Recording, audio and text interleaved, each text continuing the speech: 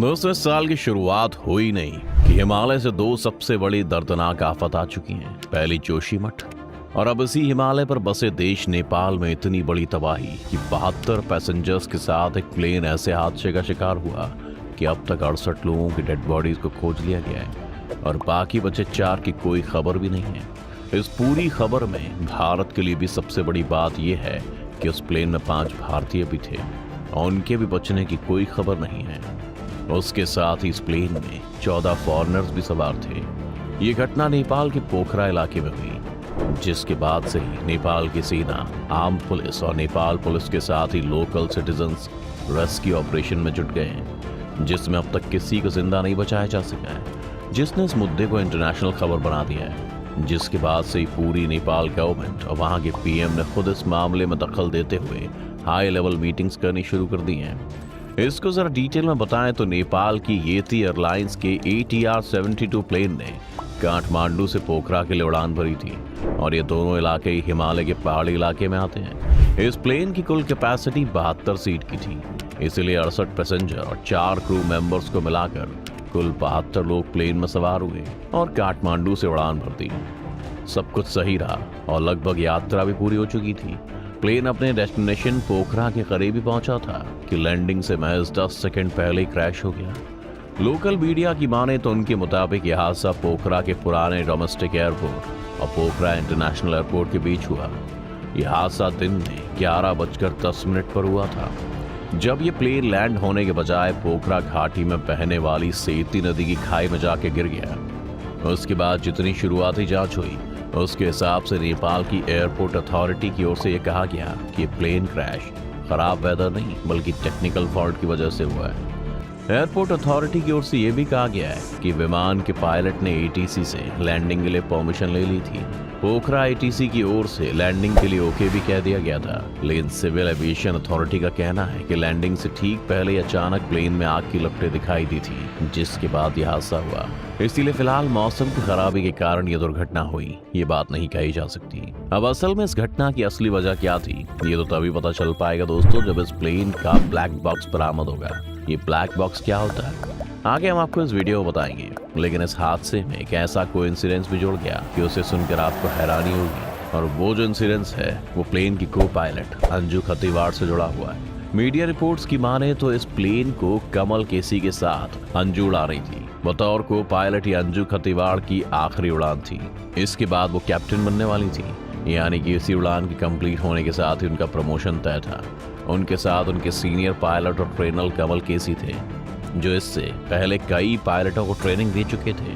Captain कमल केसी को 35 साल का एक्सपीरियंस था, इसीलिए 15 जनवरी को पोखरा के लिए उड़ान भरते टाइम कैप्टन कमल केसी ने मेन पायलट की सीट पर अपनी को पायलट अंजू को बैठाया था और इस प्लेन की सक्सेसफुल लैंडिंग के बाद अंजू को चीफ पायलट का लाइसेंस मिल जाता, लेकिन अफसोस कि ऐसा नहीं हो पाया।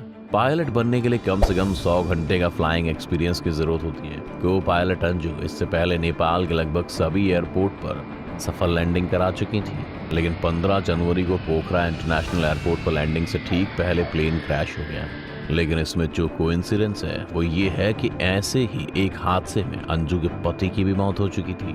आपको बताएं कि को पायलट अंजू के हस्बैंड दीपक पोखरेल भी इसी येटी एयरलाइन के ही को पायलट थे और करीब 16 साल पहले 21 जून 2006 को येटी एयरलाइंस का प्लेन 9N नेपाल में क्रैश हो गया था, जिसमें 6 पैसेंजर्स और 4 क्रू मेंबर्स की मौत हो गई थी, जिसमें अंजू के पति भी थे।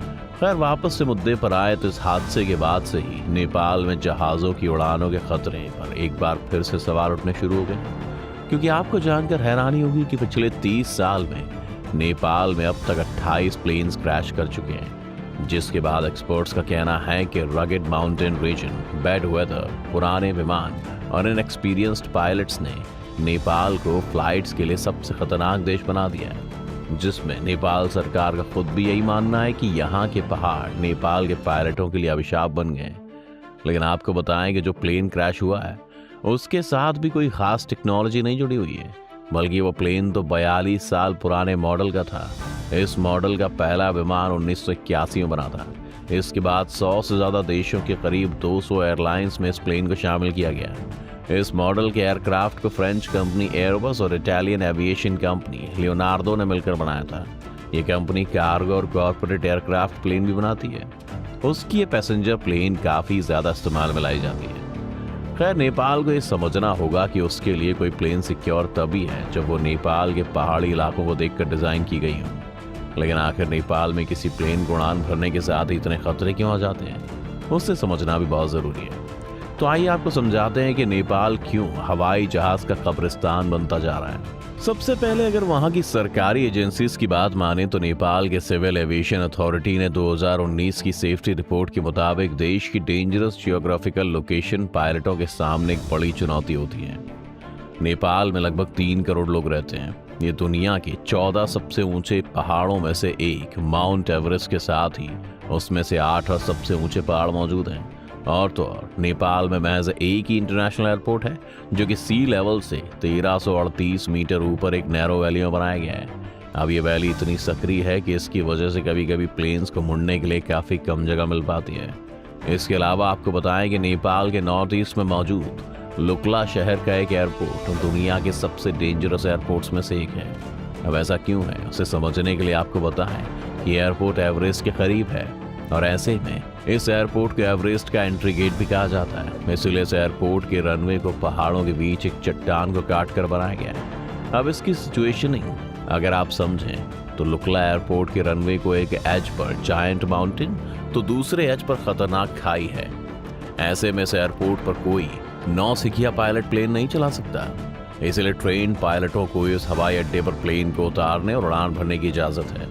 ऐसा इसलिए क्योंकि वहां पर एक छोटी सी भूल भी प्लेन में सवार सभी पैसेंजर्स की जान ले सकती है। इस तरह से आप समझ सकते हैं कि नेपाल में जो भी एयरपोर्ट्स बने हुए हैं वो पूरी तरह से सिक्योर नहीं है और सिक्योर करने का कोई ऑप्शन भी मौजूद नहीं है। इसलिए नेपाल की एयरलाइंस कंपनियों को इन्हीं एयरपोर्ट से काम चलाना पड़ता है। एयरपोर्ट्स की लोकेशन और पहाड़ के बाद अगले कारण की बात करें तो वो है नेपाल यानी कि हिमालय का मौसम, जो कि आमतौर पर कितनी तेजी से बदलता है यानी खराब होता है, ये शायद आपको पता ही होगा।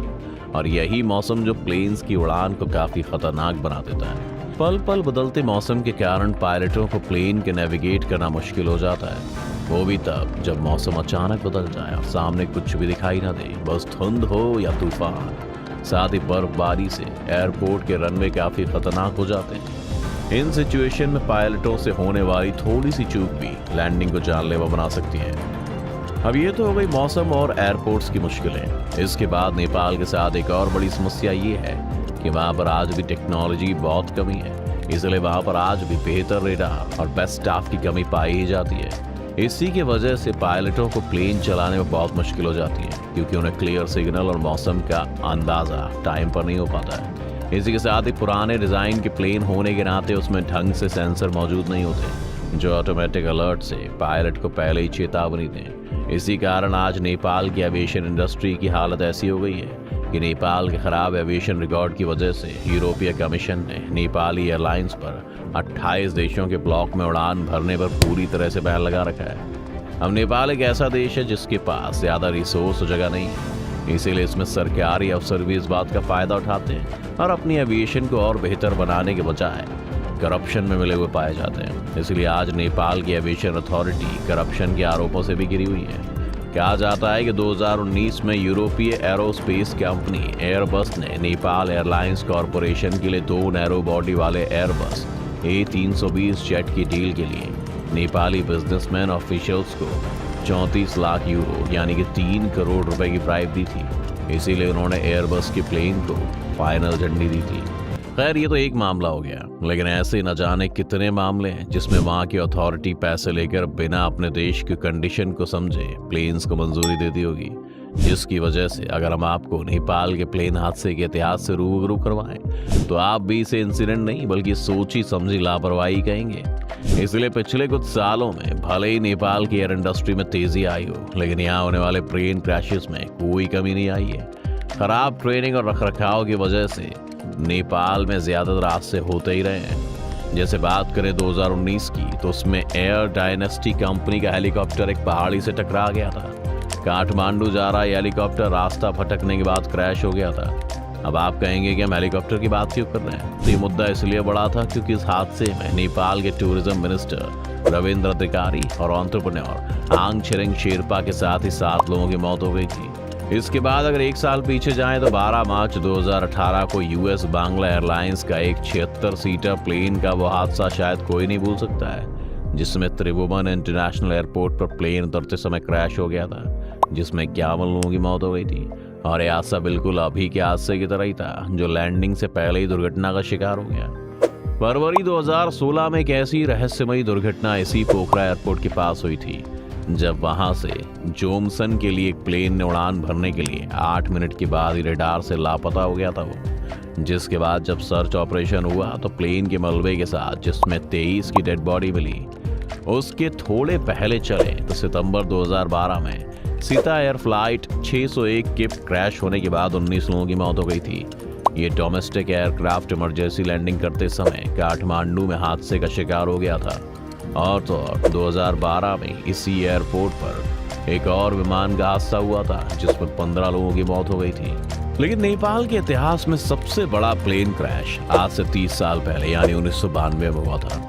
दरअसल जुलाई 1992 में पाकिस्तान इंटरनेशनल एयरलाइंस का एक प्लेन काठमांडू इंटरनेशनल एयरपोर्ट पर इतना भयानक क्रैश हुआ कि इसमें सवार सभी 167 पैसेंजर्स की मौत हो गई थी। अब आप इन सभी हादसों से समझ सकते हैं कि नेपाल में लैंडिंग से लेकर पहाड़ी से टकराने तक और रडार से गायब होने से लेकर पायलट्स की लापरवाही तक हर तरह के हादसे समय समय पर होते रहते हैं। इसलिए आज इस देश की एयरलाइंस पर भरोसा करना और वहां पर हवाई यात्रा करना इतना खतरनाक हो गया है कि अब कोई भी दोबारा नेपाली एयरलाइंस में यात्रा करने से पहले 100 बार सोचेगा, क्योंकि इंटरनेशनल लेवल पर इस तरह की लापरवाही से किसी देश के ऊपर कैसे बैन लग सकते हैं, ये नेपाल को समझना चाहिए।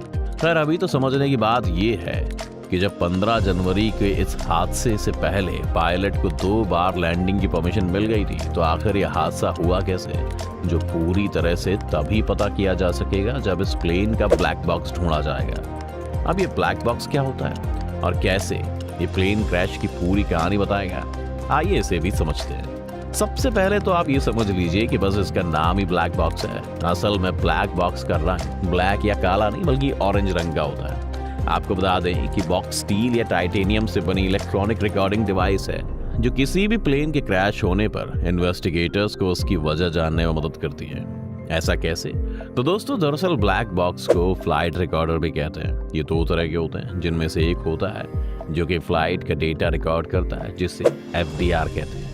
FDR हवा की ऊंचाई, स्पीड, ऊपर जाने की स्पीड और फ्यूल फ्लो जैसी करीब 80 एक्टिविटीज को प्रति सेकंड रिकॉर्ड करता है और इसमें 25 घंटे का रिकॉर्डिंग स्टोरेज रहता है। और दूसरा होता है जो कि कॉकपिट की वॉइस रिकॉर्ड करता है, यानी कि हादसे से पहले पायलट अपनी सीट पर बैठा हुआ क्या बोल रहा है और उसे कंट्रोल रूम से क्या सिग्नल मिल रहा है, वो सब इसमें रिकॉर्ड होता है। साथ ही स्विच और इंजन की आवाज भी इसमें रिकॉर्ड होती है। इन्हीं दोनों रिकॉर्डिंग डिवाइस को मिलाकर एक शू बॉक्स के जैसा दिखने वाला एक डब्बा होता है। यानी अगर आप समझें तो इस बक्से में हर वो जानकारी जमा हो जाती है जिसके बाद में इन्वेस्टिगेट करके असली वजह की पहचान की जा सकती है। आमतौर पर ब्लैक बॉक्स से निकलने वाले डेटा को 10 से 15 दिन में एनालाइज किया जाता है। इस बीच हादसे से ठीक पहले एयर ट्रैफिक कंट्रोलर से पायलटों की बातचीत को एनालाइज किया जाता है। इसमें इन्वेस्टिगेटिंग ऑफिसर्स को ये समझने में मदद मिलती है कि क्या पायलटों को पता है कि प्लेन एक्सीडेंट्स की ओर बढ़ रहा है। इसके अलावा ऑफिसर्स एयरपोर्ट पर अलग अलग डेटा रिकॉर्डर को भी देखते हैं। ये रनवे पर टच डाउन के पॉइंट और उस समय प्लेन की स्पीड बताते हैं। खैर, अगर वापस से ब्लैक बॉक्स पर आए तो सवाल ये उठता है कि आखिर जब प्लेन क्रैश में कुछ भी नहीं बचता तो ये बॉक्स कैसे बच जाता है। तो ये काफी दिलचस्प है क्योंकि बॉक्स काफी मजबूत होता है। इसका अपर शेल मोटे स्टील, टाइटेनियम और हाई टेम्परेचर इंसुलेशन से बना होता है। ये इतना मजबूत होता है कि बड़ी सी बड़ी टक्कर में भी ये जमीन, आसमान और समुद्र की गहराइयों तक में सुरक्षित बचा रह सकता है।